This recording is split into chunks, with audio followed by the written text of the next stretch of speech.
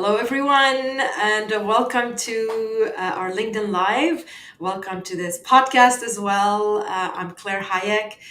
For those of you who don't know who I am, I'm the team leadership expert and neuroscience certified coach, as well as the founder and CEO of MSP Team Building. And today we're going to be talking about communication across borders, and we're going to show you how it's done in order to help you in case you're in an actual position where you are global or even you have different cultures that you deal with, and communication is already very difficult as it is. Even when we speak the same language, imagine how it could become complicated when we don't, when our native language is not the same. And I'm definitely not the expert in language communication, and this is why we invited Cindy Writing here. Cindy, how are you?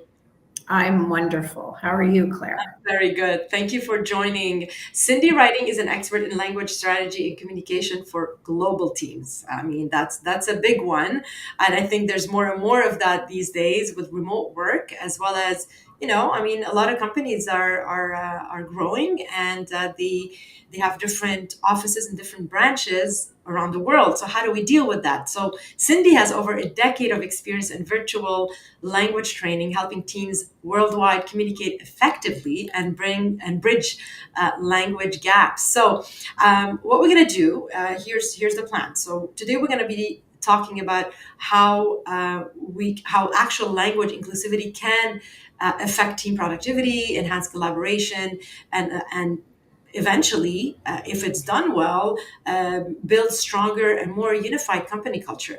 This is very essential and sometimes overlooked by leaders or by companies in general. It's taken for granted, and this is today we want to shed light on that. But before we do all of this, I'm going to be sharing with you. Around the end of this 30-minute, very, very short talk, I'm going to be sharing with you some links to upcoming LinkedIn Lives. The next one will be November 27th, and I will share the QR code with you where I speak to actually two other amazing leaders that turned chaos into something extraordinary. And I'll be part of this conversation as the third leader, as well as an upcoming webinar on neural leadership and AI productivity on December 5th. But before we dive into all of this, we want to know where you're joining us from. Please put it in the chat. As I always say, it's all about interactivity, and this is how we build human connection. This is not a one-way conversation or a two-way conversation between me and Cindy. We really want to hear from you, and I'll be putting polls up on the screen so you can answer and tell us what you think. So here we go. Like I said, I'll be addressing the chat every now and again. Please do put in the chat where you're joining us from. And finally, before I forget, Connor from our team is always here, and he'll be also sharing some links in the chat with you. So do interact with him. He's wonderful. We love Connor. All right, Connor. Hey, Connor, how's it going? I think he's just chatted back. All right, so again, we're talking about miscommunication. We're talking about communication, how we can improve it across borders, across different countries. Miscommunication costs a lot of money. It's a big, big problem. And again, it's not only because we speak in different language and we are spread out across the globe. It's already a challenge as it is, even when we speak the same language and we're in the same office. Um, so but today we're going to focus on the miscommunication due to specifically language barriers.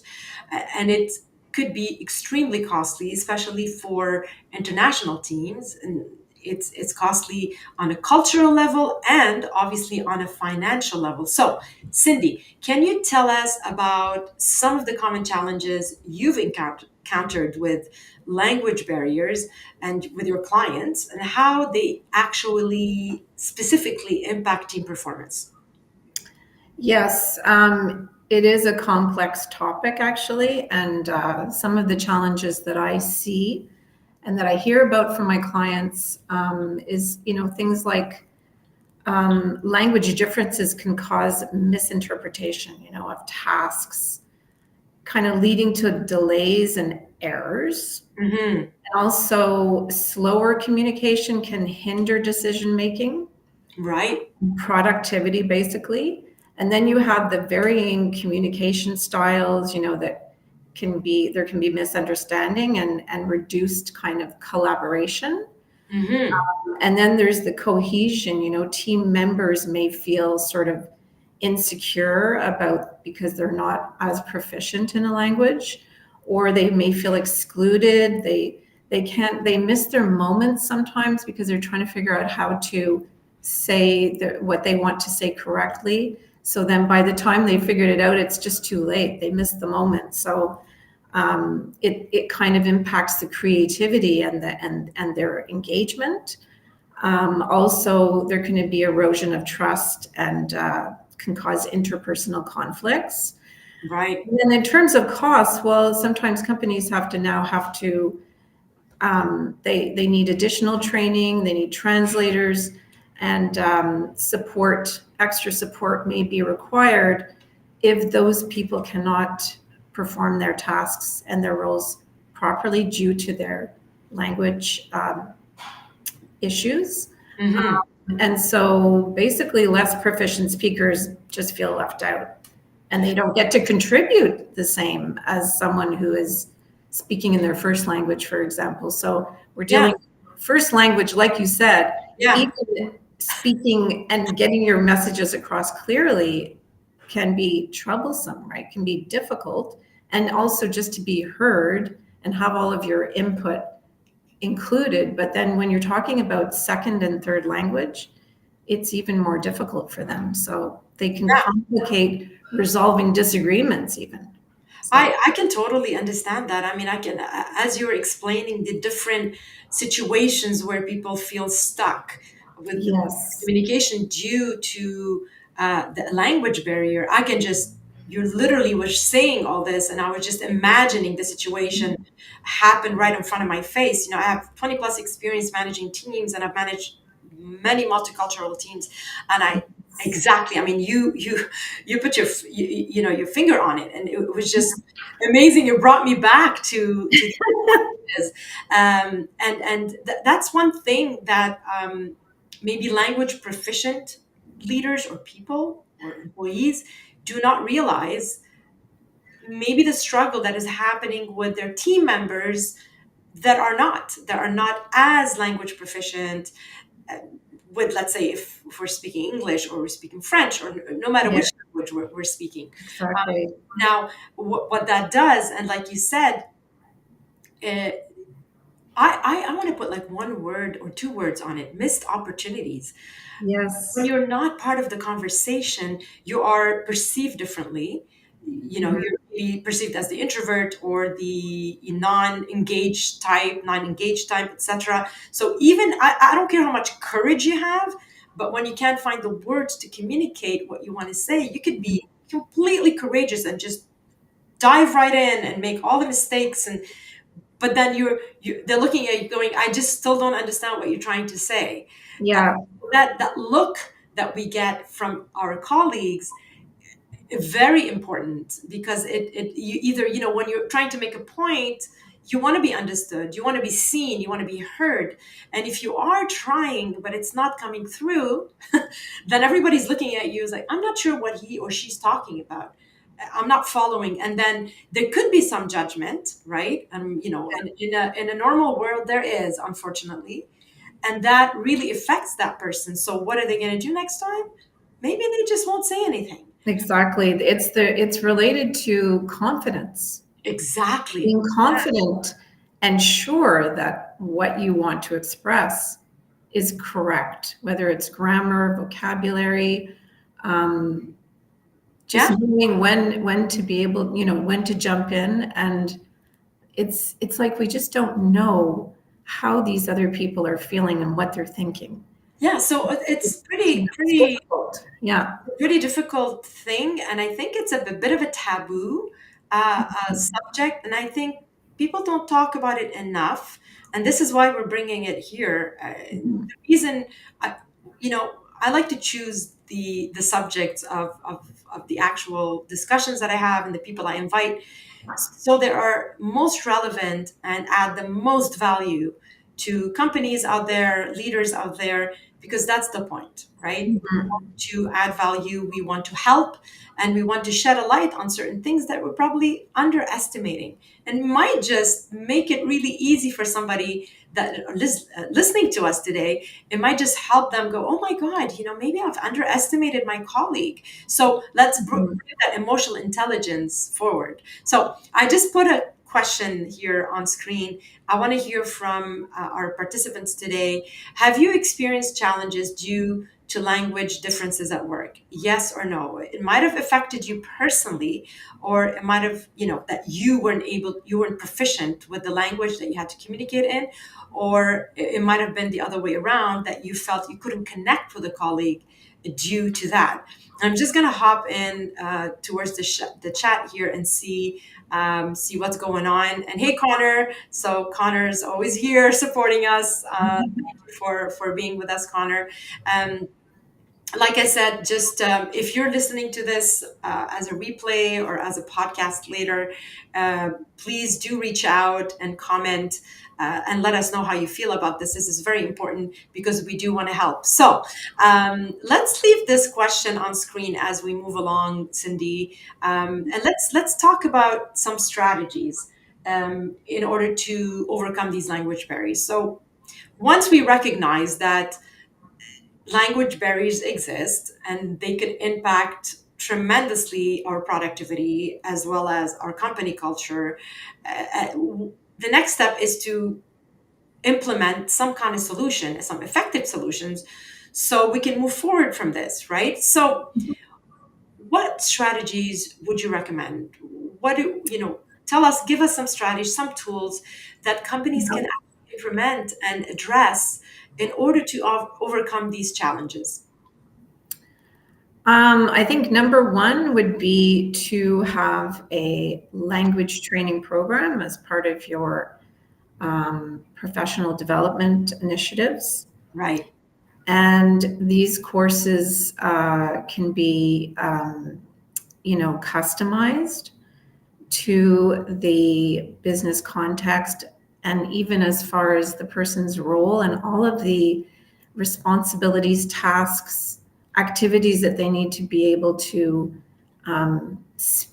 communicate in. And that Right. can be as far as like, who is their audience.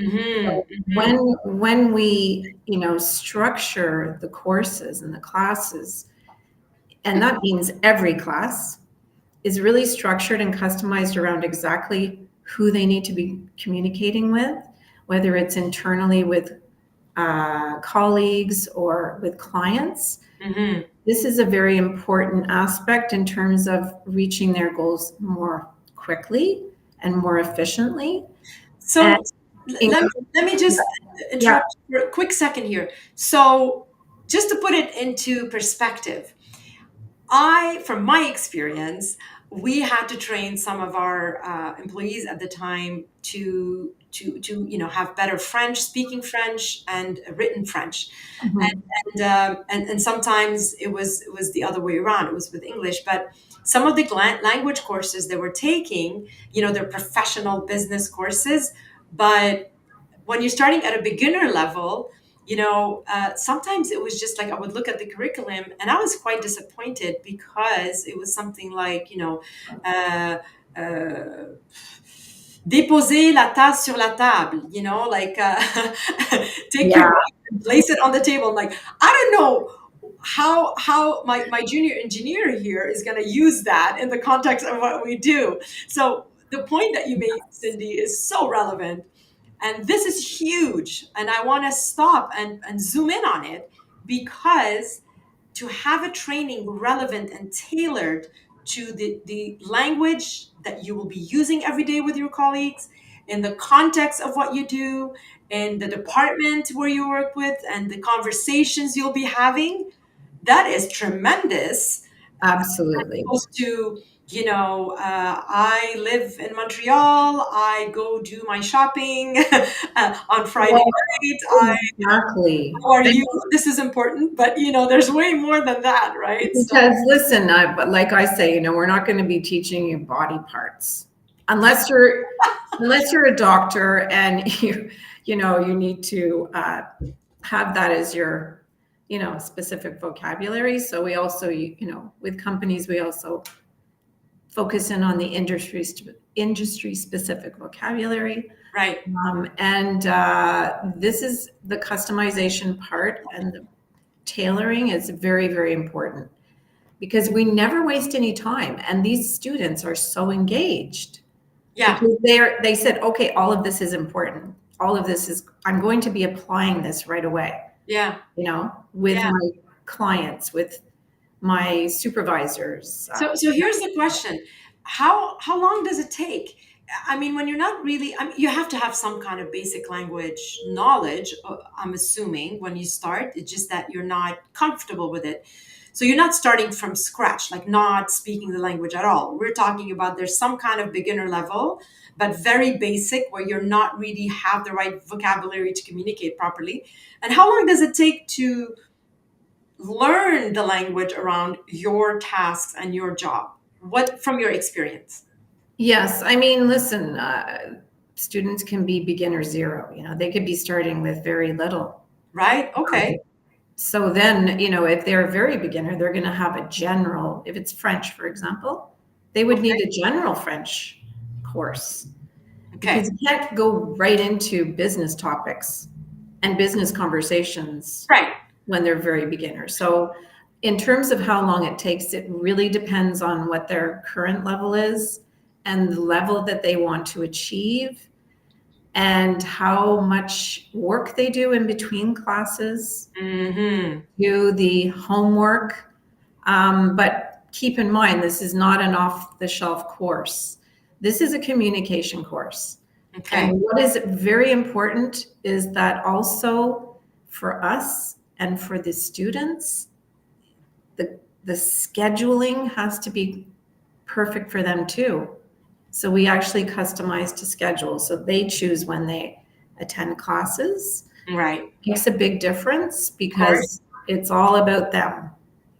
And this is also very important. So basically, that they have a lot of airtime as well to practice. Yeah, because the thing is, it's also it takes time. It takes time to rewire, as I always say, rewire those neurons and make those neurons path so they can fire and wire in a different language. Whenever you're learning something, it's all about neuroplasticity, and we do have that ability, but it takes time and repetition for it to actually become natural. Eventually, I And guess time breaking is habits as right. well. Yes, breaking bad habits. Sometimes people have Right. these solidified habits of saying something incorrectly. So you have to break those habits. So And let's unfire and unwire, and then we have to rewire and fire. So, and this is why we can't put a specific time on it. I'm assuming it's also depends on the person's ability to learn languages. Some people are really great with language yes, ability, this natural ability, and others don't. And it's not because they're less intelligent or more intelligent. It's just the way it is with their genes, I guess, or the training that the brain had. Although we're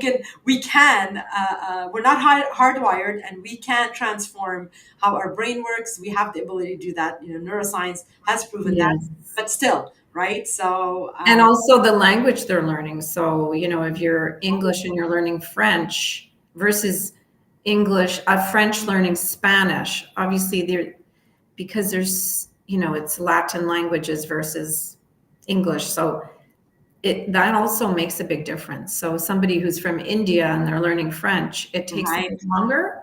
right. So we offer like free evaluations, and then we make recommendations in terms of how long they would need to be committed to reach their goals.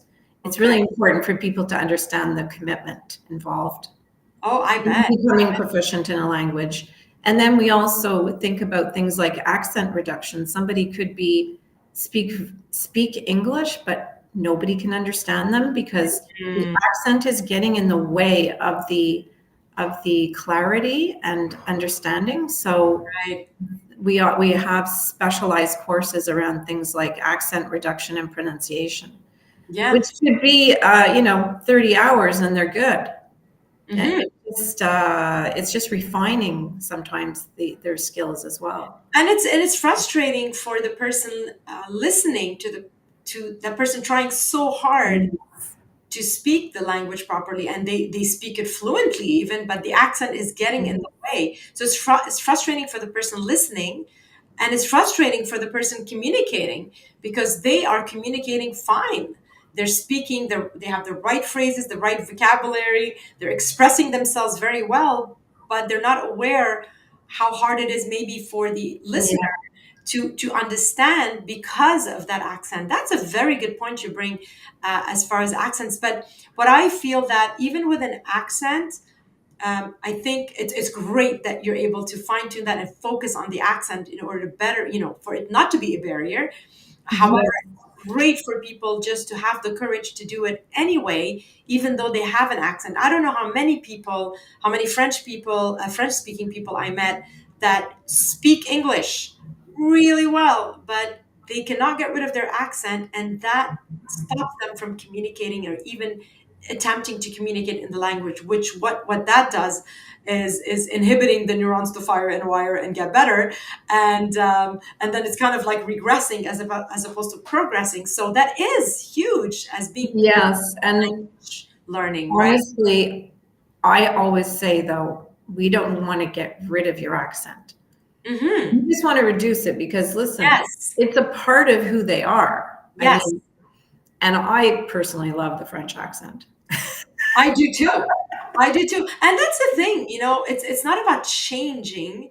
It's about just making sure that that communication is seamless and Yeah. it's not getting in the way of the message. Let me just read up here our second poll question. Does your organization have a program, currently have a program to support language learning? Yes or no? Really want to know how many organizations out there actually invest in this. This is an important subject, and I think it's probably not taken as seriously as it should.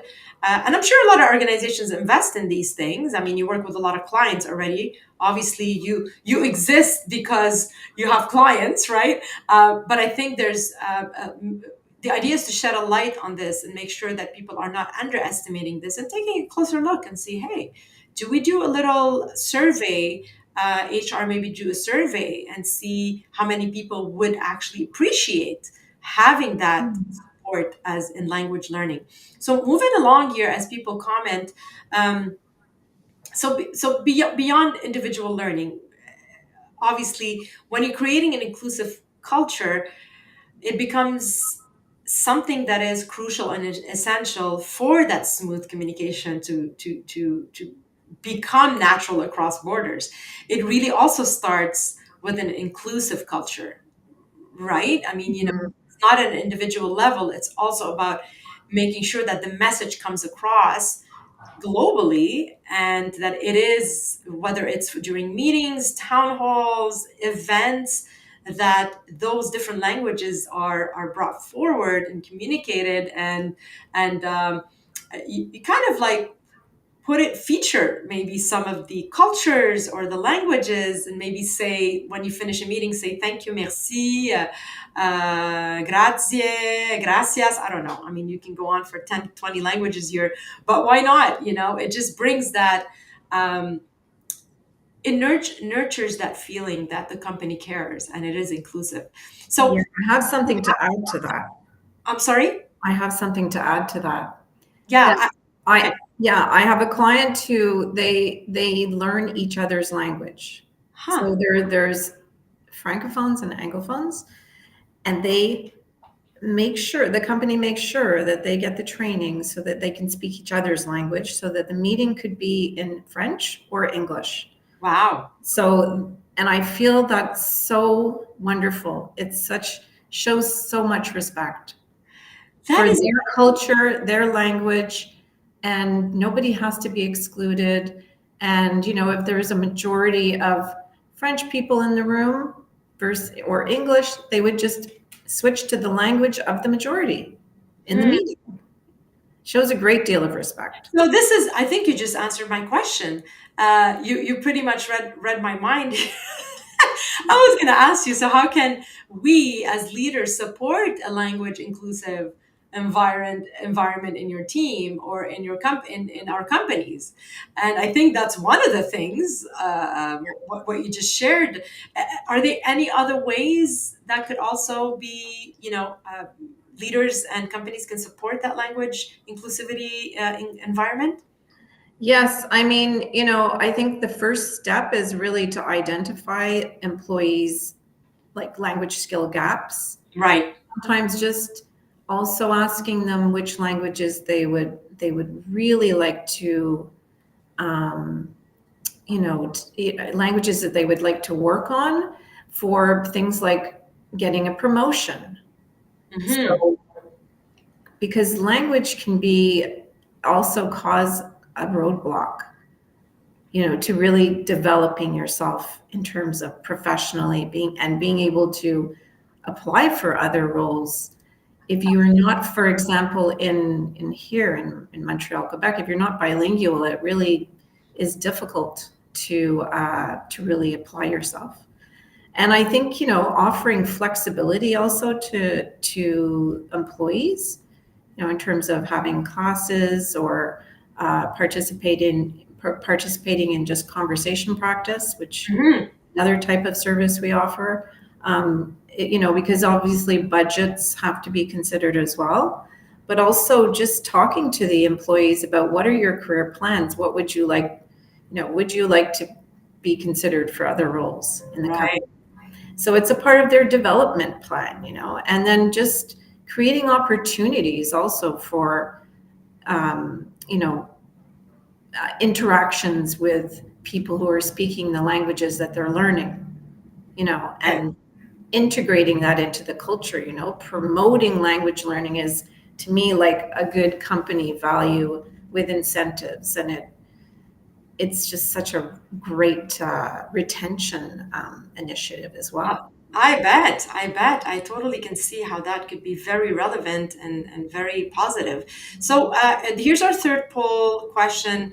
Do you think fostering language inclusivity can improve your team's performance? Yes or no? Please do put it in the chat. So to summarize here, we talked about, the importance of recognizing that language barrier uh, is a thing right away, just to be aware of it and how that could be difficult for communication and maybe also affect how a certain employee can communicate or comes across in a meeting or as a person or his or her personality because of that fear of not communicating properly or not being able to or missed opportunity to communicate in a meeting, for instance.